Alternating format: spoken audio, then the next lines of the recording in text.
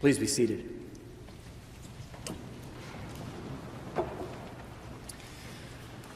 The world is an imperfect place, right? You all know that. I mean, every day we are confronted by any number of chronically toxic systems that painfully manifest the imperfections of our world.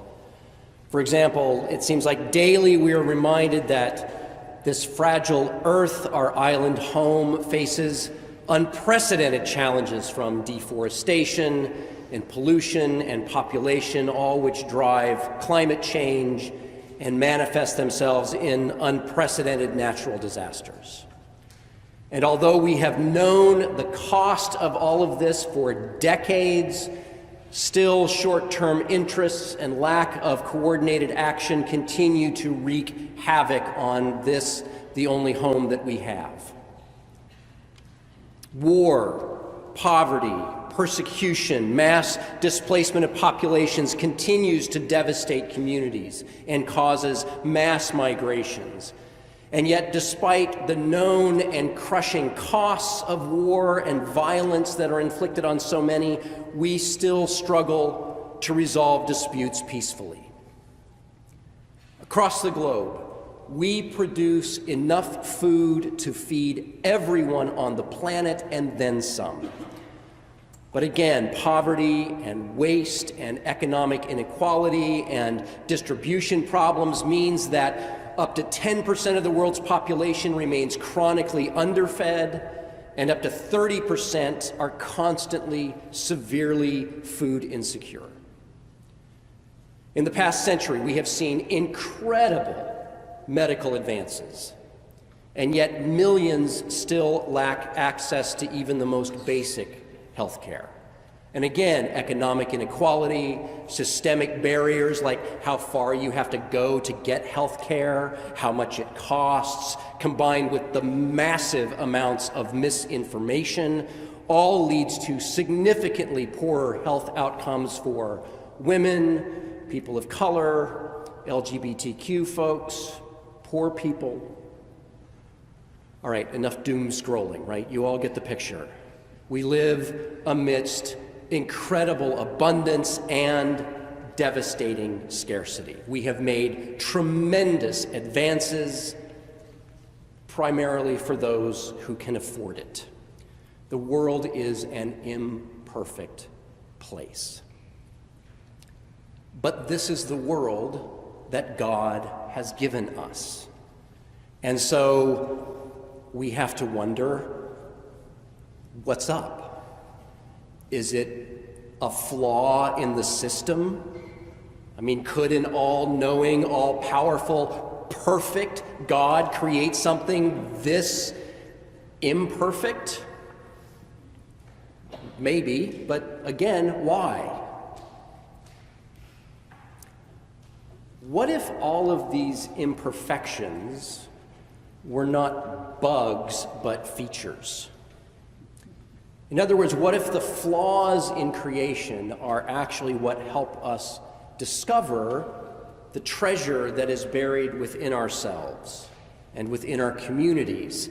And maybe by discovering these treasures, we become capable of manifesting some of the more divine qualities like compassion and wisdom and forgiveness and self-sacrifice. I mean, I bet plenty of you can think of examples of ordinary people of faith acting courageously and sacrificially in the midst of everything that is so imperfect, and by doing that, becoming even more faithful in the process. Just here at All Saints, right? We have historically responded to the food apartheid system in this country by working with St. Stephen's in the South End and the Manna Community and the Brookline Food Pantry and Project Bread to not only provide groceries to people who need them, but also to successfully advocate for things like free school lunches. And those of you who participate in these ministries, I'm sure, can testify to how doing that work is transforming you. We've probably all heard a number of real and painful stories about how the healthcare system has failed someone we know and love, may have even failed us. But you've probably also heard about the amazing care that someone received from individuals within that system. And think about all of the medical professionals at All Saints and many of the other synagogues and mosques and houses of worship in the area who are continually combining their faith and their training in order to provide truly compassionate care for many, many people. I know that I feel completely at a loss when it comes to wars and violence across the globe. But again, here we are discovering ways of collaborating with other local communities of faith and responding to at least some part of the humanitarian crisis that has been brought on by mass migrations of people fleeing poverty and violence in their home countries. And I know that the people involved in that work are having their hearts broken wide open and are being indelibly changed by doing that work.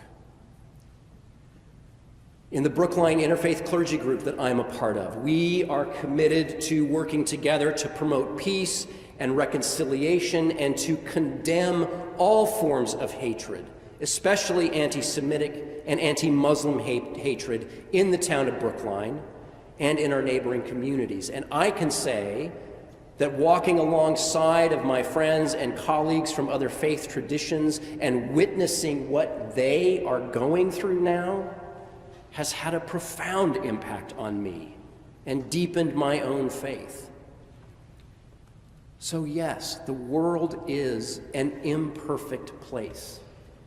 And yet, the many ways that we respond to the world's imperfections can become transformative paths into deeper collaboration with divine grace.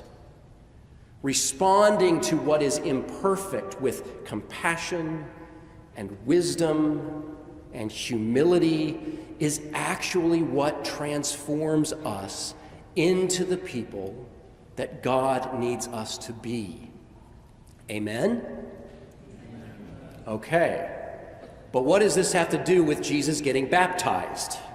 Right? You knew I had to bring this around eventually. That's a fair question, okay? But let me come at it from a slightly different angle. Why does Jesus get baptized? Why does the one born without sin, the Holy One, God incarnate, the very definition of perfection, why does he not only get baptized, but actually insists on getting baptized? Well, according to one scholar, and I'm quoting now, Jesus was born from as well as into a world of systemic sin. And his baptism is an indication that he understood the full implication of the incarnation. He is not merely identifying with or showing solidarity with the human world, he is fully acknowledging its tragic structure.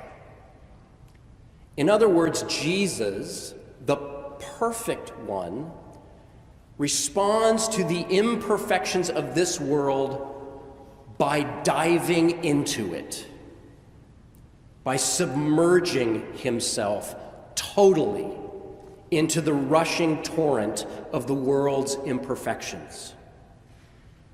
And friends, if we are going to follow him, we will need to do the same. Because God knows this world is imperfect.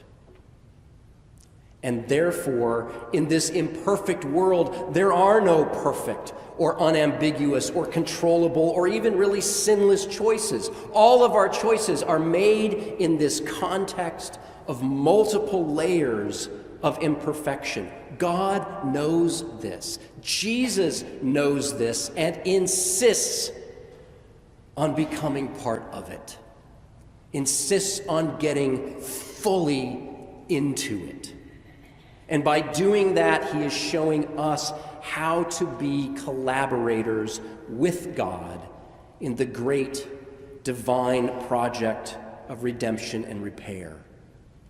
How to open ourselves to all that is and allow God to transform all of our imperfections into the healing balm that the world so desperately needs. Amen.